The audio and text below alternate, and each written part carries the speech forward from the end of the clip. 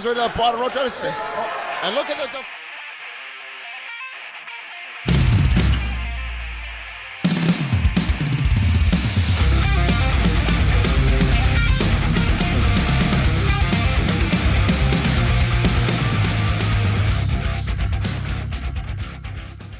Hello, Smash Wrestling fans. Welcome to another episode of The Hangover. I'm Scott Hunter. Alicia Atut is off tonight, but what an episode we just saw. First time in the Rec Room in Toronto, Ontario, and a huge match between two of the graduates of Grapplers Anonymous. Kevin Blackwood finally went one-on-one with his former best friend, Daniel Garcia. Let's have a look. The back of the head there from Blackwood. Into the cover. Is it enough to put Garcia away? No, it's not. And now frustration is starting to set in on Blackwood. Face first near the canvas for Garcia after that springboard lariat by Kevin Blackwood. And yeah, you got to be frustrated because I think if you're Kevin Blackwood, you thought you were going to come in here and run roughshod over your friend, and it's clearly not happening. Oh, and that's fueled by emotion in this match is Daniel Garcia. Look, this is disrespect. And it's almost like Blackwood has become emotionless under the tutelage of O'Shea. A straight slap right to the face there. Garcia now. Hang on, Blackwood lands on his feet. This is back and forth, and again, this just goes to show how well these two know each other, James. German suplex, just dropping Blackwood on the back of his head. Look at the snap and the velocity that Daniel Garcia threw into that German suplex. Explosive athleticism there from Daniel Garcia. He hit that German suplex seemingly out of nowhere. And now Blackwood's having a hard time getting back to his feet. We are back now here with Daniel Garcia. Daniel, welcome to The Hangover. Thank you for having me. Well, that's a tremendous match you just had. And, of course, you and Blackwood go way back, both graduates of Grapplers Anonymous. Tell us, what does that match mean to you? The match would have been a lot better and would have meant a lot more to me if Kevin Blackwood wasn't brainwashed by Scotty O'Shea. It should have been a big moment for us. We're both graduates of the same school. We're best friends. We traveled the roads together. It should have been something really special, but he ruined it. Well, and that's a great point you just brought up there, that Scotty O'Shea has kind of just corrupted the mind of Kevin Blackwood. You know him better than anybody else. How far gone is Blackwood? That's the thing. The reason why I wanted to be friends with Kevin when I first saw him at Grapplers, he was the first person to really take me under his wing almost. What I really admired about him was his determination, his really strong will. Obviously, he's straight edge, he's vegan. So you would think that it's not easy to get to him. You would think people's opinions don't matter to him. But then a hacker has the secret over his head, which I thought I knew everything about Kevin. I didn't know there was some secret that could completely change him and make him turn on his friends and make him act brand new and just try to start fights with me at training. That's not cool. Well, yeah, we saw that footage that the training school itself couldn't even separate you two from each other. So what then is the next step for Daniel Garcia? Having to move on from, obviously, that the friendship is deteriorated. What do you do without that friendship now? Where do you go from there? If I'm being 100% honest, I really don't care. Friendships to me in this business, it's in the back seat. The thing I care most about is being the best wrestler in the world, and that's what I'm here at Smash to do. I'm not really here to make friends. I'm really not here to make people happy. The only thing I care about was winning matches, winning championships, and to prove that I'm the best in the world. Because talk to us about this Red Death nickname that you've got going on. Where does that come from? Where are the origins of that nickname? The Red Death is an intensity. It's an intensity that I have inside of me that once I'm in there and once I get fired up, if the fans choose to get behind me, they can. It's something that can't be contained. When I start slapping people, when I start kicking people, when I start locking in that guillotine, there's no way out of that, man. The Red Death is something that can't be controlled once it gets going. So, and this is the thing is, right now you're so calm, cool, collected. You got this calm demeanor to you, but as soon as that bell rings and in that ring, you turn into a different person. So what is it about you that you're able to flip that switch on and off? It's competition, man. There's nothing in this world that fuels me more than competition. Seeing somebody across from the ring from me, and I have to prove that I'm better than them. That's it. There's no hard feelings in the ring. I don't care if you jumped me. Kevin Blackwood hit me in the head with the keyboard. That means nothing to me. I'm going to come at you full force either way. Whether you've jumped me in the locker room, whether you hit me in the head at the keyboard, whether we're best friends, I'm coming at you with the same intensity. It's competition. That's what fuels me. So we're looking down the line now. Future in Smash Wrestling. Let's say you're so new to the business here, and that's the other thing. It's like experience or inexperience, lack thereof, has nothing. Doesn't mean a thing. No, man. it doesn't mean a thing. Doesn't mean a thing. You've proven that point. Experience is nothing. Well, but the bright side is you have all this future ahead of you here now in Smash Wrestling because you're so young. Let's fast forward, say 2-3 years from now in Smash Wrestling. Do you see gold around your waist? Yes. And I mean, I'll be honest with you, so do I. I think you are a future Smash Wrestling champion in the making. I think you have all the tools of the trade to be a champion here in Smash Wrestling. I could not agree more. So who is on your list to get to that next step? Tyson Dukes. Straight up, right out of the gate. Tyson Dukes. I want Tyson Dukes. You're just going to go straight, Yes. straight shoot for the best. Well, Straight to Tyson. Tyson is the best technical wrestler on the planet. I want that title.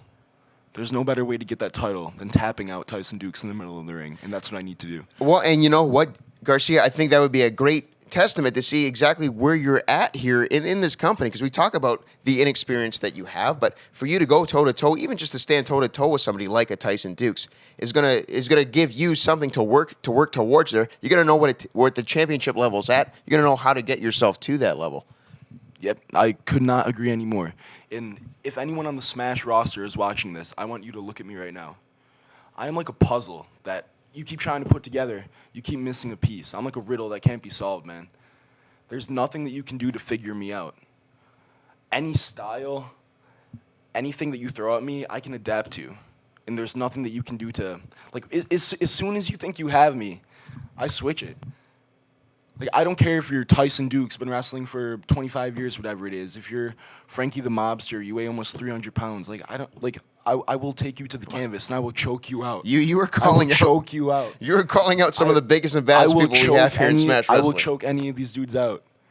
It's not a thing. Well, I admire your confidence, Garcia. I really do. And I think that is what's going to fuel you a long way in this business here and in Smash Wrestling. But calling out somebody like Frankie the Mobster, calling out somebody like the Smash Wrestling champion right now, I mean, you might want to watch your words. It's what I love, bro. It's what I love. I need competition. I need the best. Well, and you've got it here in Smash Wrestling. 100. Smash Wrestling is the home of some of the best wrestlers on the planet. And I need to be considered one of those people. Well, and I think performances like you put out there tonight against Kevin Blackwood are definitely things that are going to help you get to that level. However, you're going to have to start winning those matches. Was Kevin Blackwood in your head tonight?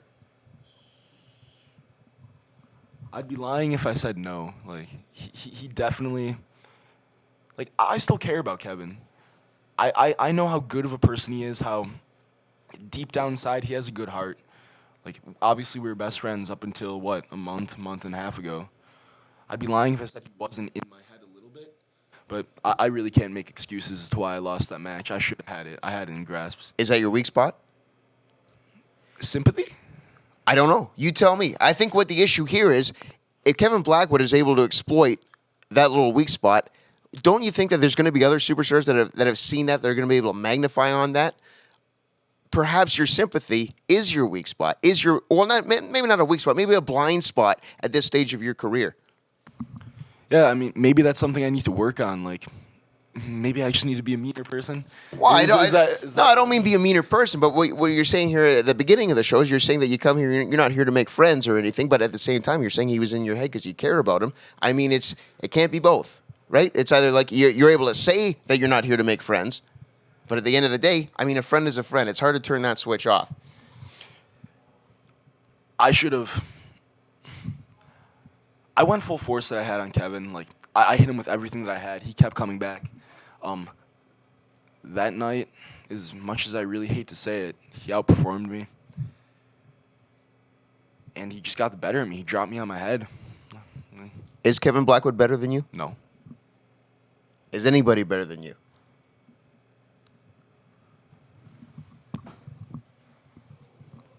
This is where I like to talk about this, man. It's been going through my head constantly. And I don't know if this is going to make sense. But in perspective, of how long I've been wrestling, I'm the best. I've been wrestling for a year, not even. And I'm putting on some of the best matches of the nights. I'm wrestling in Smash, the best promotion in Canada. I'm wrestling in some of the best promotions on the East Coast. And I just think in perspective to how long I've been doing this, there's in 5, 10 years, there's not going to be someone on this planet that can touch me. Well, here's the thing, though, Garcia. I think you're right. I think you're having a phenomenal rookie year here in Smash Wrestling. There's somebody 2 years ago that we said the same thing about, Kevin Blackwood. And he dropped everything and left it at the door. And he is more dangerous now than he's ever been. Is that the next step for Daniel Garcia? Competition in wrestling is obviously very important to me. But I'm never going to change who I am. I'm never going to sell my soul to some computer hacker. I'm never going to let someone blackmail me in order to turn on my friends. Because although wrestling competition is so vital to me and very important, I'm never going to forget where I came from, man. Like, grapplers is so important to me. And that brings me to another thing. Sure. Braxton Sutter and Kevin Bennett, probably widely regarded as the two best wrestlers to come out of Buffalo, right? I would agree. I love both of them to death. But I need them also. Well, and I think that would be a tremendous match. Seeing you and Pepper Parks go at it one-on-one. I mean, that's one of the people that helped train you. Let's talk about a little bit about Grapplers Anonymous there. Let's do it. On a lighter note, let's relax a little bit here. Let's loosen up a little bit here, man. But fair enough. So let's talk about Grapplers Anonymous there. What does that school mean to you? It means the world to me. That's my second home. I'm there every single day of the week when I'm not on the road wrestling. My schedule is I go to class in the morning. I'm still a college student, people. I go to work at Dick's Sporting Goods. Shout out. I go to the gym, lift some weights. Then I go to Grapplers. And then I just go home. It's what I do. Like, this is in my blood. Like, where's the Smash logo? The little... It's in our blood. Pro wrestling is in my blood, man. Right. This is something that no one can ever, like, take away from me. All my life, I've wanted the competition that pro wrestling gives me. And I played hockey, lacrosse, baseball, like football. I played everything. And there's nothing like standing across from the ring from another person. That's the pinnacle of competition to me. It goes back to the gladiators in the Colosseum. Like, they fought to the death for a sport. That's the pinnacle of competition, man. I can't think of a better way without killing somebody to prove that you're better than them. That's fair enough. One last question before we wrap things up here today. What's up? You're a year into the business. Correct. Perhaps the next Daniel Garcia is watching this right now. Maybe he's in Buffalo. Maybe she's in London. What advice do you have for someone who's looking to start themselves out in this business? It's a lot of people ask me, like, oh, like, what did you do in order to gain the success that you have so far? Like, what's the trick? Like, there's no secret to this at all.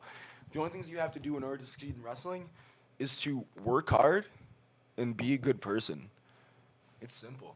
Like, if you're willing to put in the work and get good at what you do, and you're willing to be nice enough to people in order for them to vouch for you, in order for them to want to be around you, that's what you have to do to succeed in wrestling. Just work hard and be nice to people, and that's where I feel like Kevin Blackwood is failing right now. I'm going to go back to it. Even though I told you not to talk about it, I'm going to go back to it because it's eating me alive right now. Kevin Blackwood, if you're watching this, man, I know you. I know that's not you. I need you to break out of this little blackmail thing that Hacker has you under. You need to come back to Buffalo, start working hard, start being a better person, and then maybe you'll find some more success. You're starting to get stagnant, man. We're all sick of it. Garcia, I want to thank you for joining us here on The Hangover. Fans, thank you for joining us here on The Hangover. Thanks. We'll tune in next week with our guest, Jody Threat. Shout out Jody Threat. bro. Thank you.